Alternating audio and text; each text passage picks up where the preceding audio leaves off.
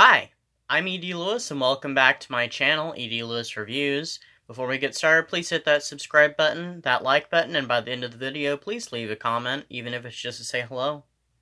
I love reading those comments as long as they're PG, PG-13, or G. Nothing higher or above or inappropriate, please. So, I hope everybody's doing well on this sunny day here. Today I've actually got a special video, like I've been promising, actually in preparation for next month, and I wanted to do it before the end of the month, so, if anybody was interested in reading or watching any of these things that I'm going to talk about, they can. And what I just got in the mail right before I started the video for today was I got mask. So now I have, I made a mask and I've been using disposables. Now I have an official mask. So now I have two reusable masks. So, and it's an alchemic one. But there's more than alchemy on here. Of course, there's Wiccan symbols and other symbols that are not necessarily alchemic. So, so today's video is going to be over books and movies. It's not going to be a review, so I'm not reviewing one book in particular. There are some books here that I have reviewed, books/movies I have reviewed, and there's, because I got them around me. There's also going to be some books that I plan on reviewing in the future, so stay tuned for those. So let's go ahead and get started. Well, I guess I gotta tell you what the whole thing is. So, this video is in preparation for June, which is LGBTQ Pride Month. So, these are all LGBTQ Pride, LGBTQ related books and movies. Some of them are figurative, and some of them are literal. So, quite a few of them actually I'm going to talk about are very literal. So, they'll have, characters from the LGBT community in them in some way, whether if it's symbolically or, the characters literally are that, are LGBTQ. That just cannot come out right. So anyway, we're going to start with my favorite book, and this literally is my favorite book that I've ever read. And it's a little beat up, but it's Simon versus the Homo Sapiens Agenda by Becky Albertalli. I'm not really sure how to pronounce her last name. But I read this book before the movie Love, Simon even came out, which I have right here. And I thought it was very funny and stuff. I wish this book had actually come out when I was in high school, because I, would have connected very deeply with it. So anyway, the book follows Simon Spear, a 16-year-old boy who has a huge secret, and I'm sure you can guess that secret. He's gay, and he has made friends anonymously with another guy at his high school online, who calls himself Blue. And of course he shares the same secret. Sorry, I'm looking over my notes because I did these notes over the course of a few days, because there's a lot of stuff I wrote down. He falls for Blue and wonders, about his identity. But his secret, becomes endangered when it is discovered by the very annoying Martin Addison, who uses the information to get what he wants from Simon. So, if you haven't read the book or watched the movie, I would, definitely read the book. I enjoyed the book more. Can't say that the book is better than a movie because they're different mediums, but I enjoyed the book more. And the movie, Love, Simon, based off the book, is very good too, and it tells pretty much the same story. It's just slightly updated, and there are some alterations and stuff, quite a bit. So it tells slightly the same story, but slightly different. But I think it's a pretty good adaptation. I didn't find it as amusing as the book, and in some ways I think it became very Hollywoodized, but still very good. And when I went and seen, I actually saw it twice. When I went and seen it the first time, there was people applauding at a certain point in the movie later on. So I'm just going to tell you that. So if you haven't seen Love, Simon, you should see it. If you haven't read the book, Simon versus the Homo Sapiens Agenda, you should read it. Very good. Alright, next up is my second favorite book, actually.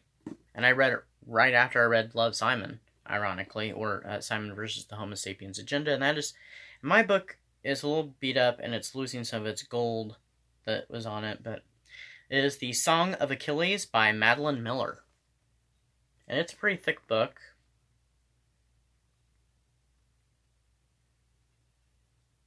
I mean, it looks a lot thicker than it is. It's one of the regular paperbacks and not what I prefer. I don't want to pick up any of the books that I'm going to show you because I want it to be a secret. It's not one of the pocket paperbacks that I prefer. If it was, it would probably be even thicker. But it's 307 pages, which I know doesn't seem so bad, but it looks a lot thicker than it is. I think they used thick paper. But anyway, it tells the story of... I was always calling him Patroclus, but I've heard it as Patroclus, Patroclus or something like that. I always call it Patroclus, so if I'm pronouncing it wrong, please bear with me. It's just what I'm used to saying. So it's about Patroclus and Achilles, from Patroclus's point of view. And if you know anything from Greek mythology, they've often said that those two were lovers. Well, this is their story. Patroclus is born as a prince, but is banished after accidentally killing a fellow child and sold to Achilles' father in that king's kingdom, as a slave and servant, eventually becoming Achilles' personal companion and later his lover. It follows their relationship from childhood into the years of the siege of Troy and all the difficulties that they face with the siege of Troy. And even before that. So, it's a great book full of, great heroes, Greek gods, love, mythological creatures. It's just a great book. I enjoyed it a lot. It is heartbreaking at times, and I'm pretty sure I cried at the end of the book. So, it's very good. I highly, highly recommend it. Alright, next book I have written down here. I gotta go to my tablet because it's a Kindle book, and I think it's available in both.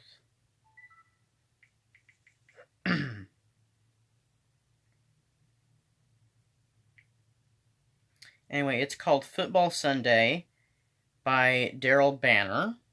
It's actually the first book in a series.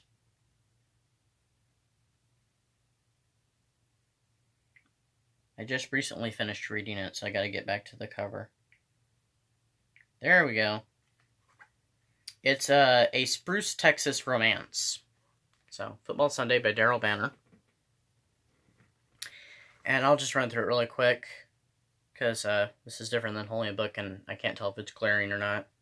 So, Billy Tucker helps to run his family's burger joint, learning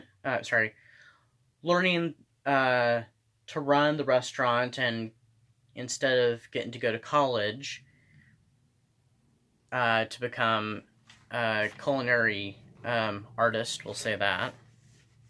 So he stayed behind, and he's learned business from a local community college instead of going to a culinary school. I lost my place. After his father's heart attack, which, forced him to withhold his dream for a while. One day, Tanner, the star football player from their high school, who's been going to college in Oklahoma, I hope we're still up, walks in, and he ends up ordering something that's not that he doesn't even know that's on the menu, that Billy doesn't even know it's on the menu. So he makes that particular burger, and I think it's very spicy from what I remember, and they start a very unlikely friendship, which eventually leads to more. So, it's very good. It's very amusing. It has some very hot scenes in it. So, it's an MM romance. So I would check that out if you're interested. The next one is one I just finished reading also. It's called Bitten, and I have it here on my Kindle. Well, my tablet. And it's the first book in a series also.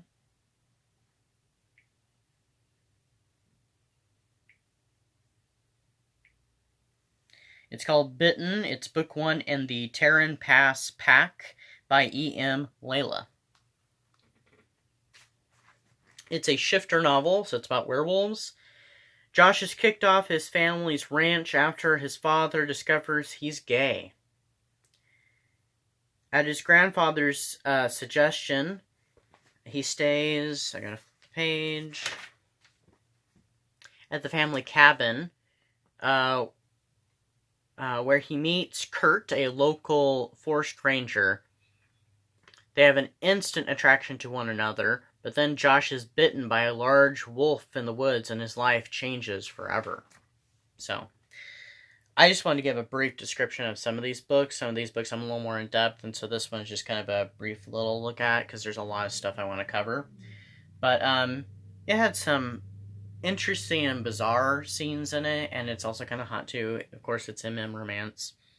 But it's very good, and I think my screen's just not very bright. There we go. So, I would recommend this. I haven't read any more in the series, just like with Football Sunday in the Spruce, Texas series. I haven't read any more of those either. So, anyway. The next one I have is right here. Interview with the Vampire. I have done a review on this before, so I'm not going to say much on it. But it's more of the symbolic-wise, that it's LGBTQ characters. Although, Anne Rice's vampires are pretty much explicitly, gay and bisexual anyway. And basically kind of represent, well, it's not what she was intending, but they very much represent the LGBTQ community anyway. So we're going to talk very briefly about Interview with the Vampire by Anne Rice. The story follows Louis, a former 18th century New Orleans plantation owner turned vampire, telling his story to a young reporter in San Francisco in the 1970s. So, this is the book that introduced the Vampire Lestat and, introduced the Vampire Chronicles before it was even the Vampire Chronicles. So, Anne Rice is awesome. She is my favorite Gothic writer. My second Gothic writer is Marilyn Ross, and I haven't done any of his books. So, if you want to know more about this book, check it out. You can also check out my video on it on my here on my channel. Which also, speaking of which, right here is the movie. And I have not reviewed this, but the movie runs a lot like the book. Louis' story from before he's a vampire is a little different. Instead of his brother, instead of him, mourning the death of his brother, he's mourning the death of his wife. So in this one, he had a wife who died in childbirth. And,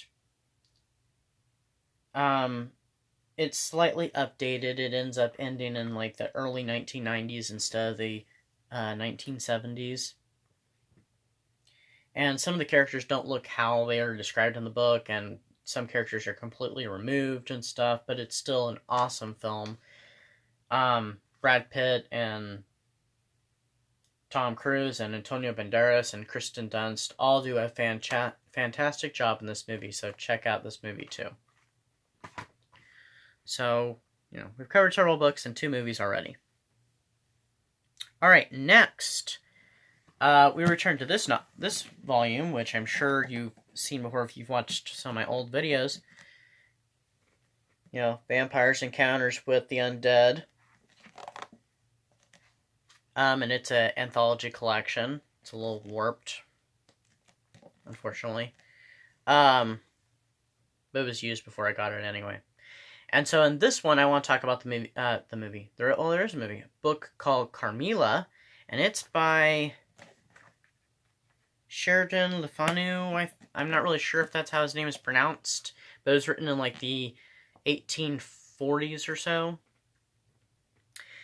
But it's about a mysterious girl named Carmilla, comes to stay with a young woman named Laura and her father at their estate.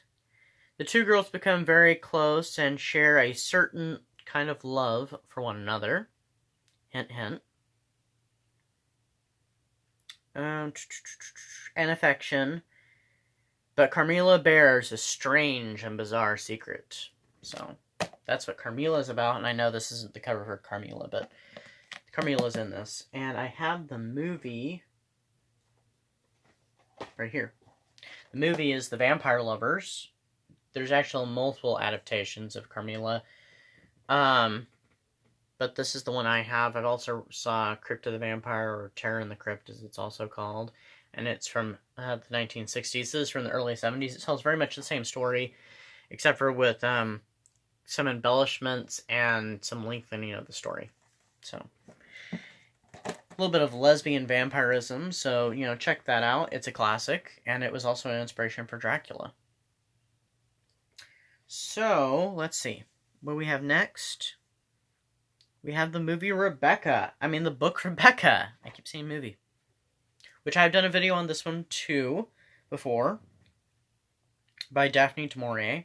The new Mrs. Danvers comes to the house of Manderley, her husband's home, and finds herself practically living in the shadow of the first Mrs. De Winter, whose name was Rebecca.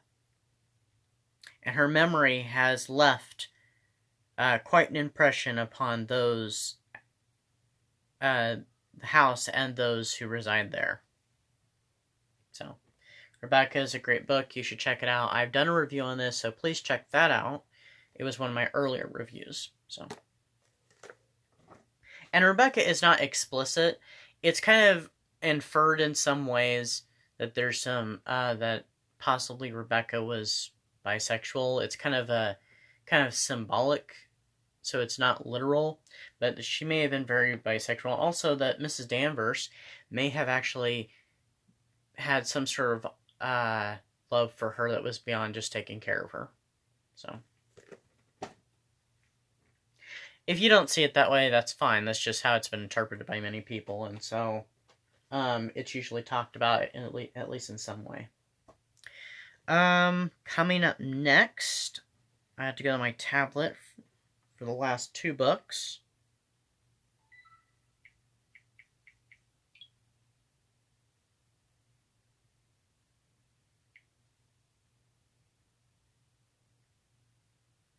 And this book I originally actually read on Wattpad.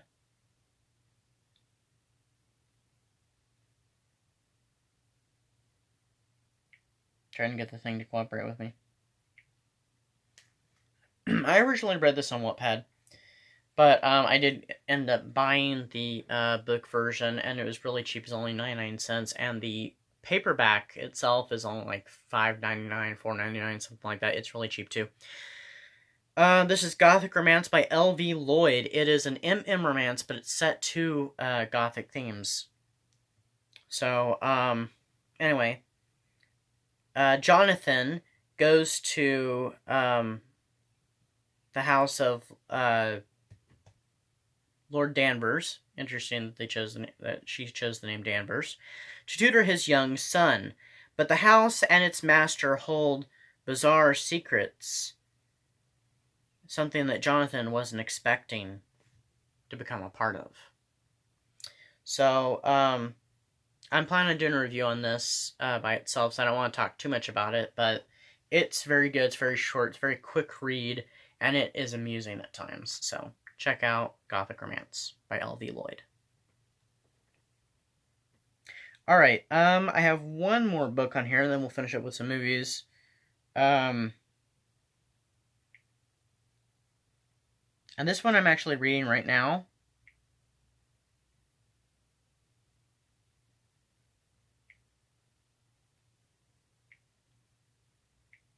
and that is Widdershins, a Wyborn and Griffin novel. So it's the start of another series by Jordan L. Hawk. And it's a Gothic, and it's kind of Lovecraftian from what I can see. And so, from what I've read, I wrote a brief little preview. So Dr. Wyborn is consulted on a murder case by the handsome private detective Flaherty. But the case proves to be more dangerous than expected, and more fantastic than just murder. So, and there is a grand attraction between the two characters of Dr. Wyborn and Griffin, and actually the model who they chose for that, I have to say, is kind of cute, so, you know. And it's Victorian, takes place here in America, so, and it's good so far, so I'll plan on doing a review on that eventually too, so.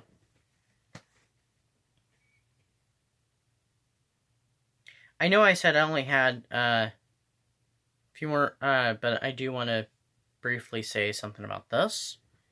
Quickly plug this.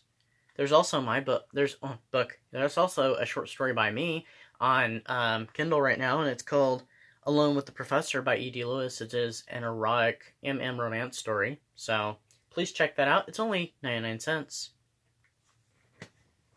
And that's available in the description also, by the way. So, there is another book, and I don't have it, I've never read it, but it's also a movie too, and that's the movie Carol. I know I jumped to movie there. I don't have the movie either, but Carol was based off a book, and now it's called Carol, but the original name was called The Price of Salt, and it was written in the 1950s, and it was one of the first books or literary works to actually paint a lesbian relationship in a very positive way. So, the movie's very good, and it stars Cate Blanchett, so I would highly recommend the movie. I've never read the book, but I'm sure it's good too, so I'm sure you could probably find it in its original edition as The Price of Salt, but also as Carol. Alright, so I have these last 4 movies left, and we're going to start with my favorite movie of all time, and that's The Perks of Being a Wallflower, which I have read the book, but I don't have the book anymore. So Charlie is a socially awkward high school student. He doesn't participate in life until he meets 2 seniors who become his closest friends. Now, the character Charlie is not gay or bisexual or anything. He's straight, but one of his friends is gay, and there's some trouble that happens with that, and it becomes part of the plot. This is very much a coming-of-age, growing-up story, and it's very good, too. I've read the book, it's good, but I prefer the movie. So, and it has Ezra Miller in it, and Logan Lerman, he's the star, and Emma Watson. So, I would recommend this movie. It's my favorite movie of all time. Next, we have a classic called The Children's Hour. And it is based off of a play by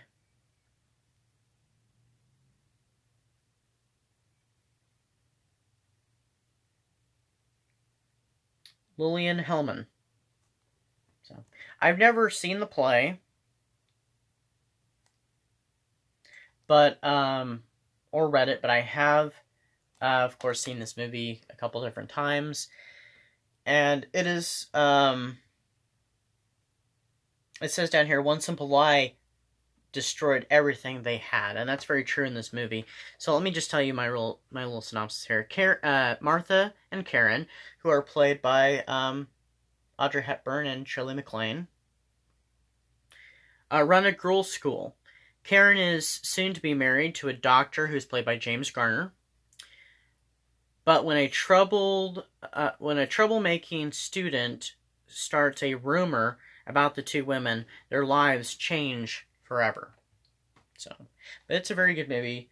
It's in black and white. I would highly recommend it. I mean, lots of things here I picked for a reason, because they're all, all very good. So, check out the Children's Hour. It's a very good movie. It's from 1961, and it's almost 2 hours long. So, all right, I have 2 more movies here. The next one I've done a video on before, so I'm not going to say much about it, and that's Daughters of Darkness. It's a very good movie. It's a lesbian vampire movie. It's an awesome film, one of my favorite vampire films. Very artsy, and also somewhat of a grindhouse film in a way. It would have shown in both art houses and grindhouses of the 1970s. So a newlywed couple stay at a Belgium seaside resort when they meet a mysterious, charismatic woman, a countess, and her assistant. So, check out the review I have on this, and also check out the movie itself. I know you can rent it.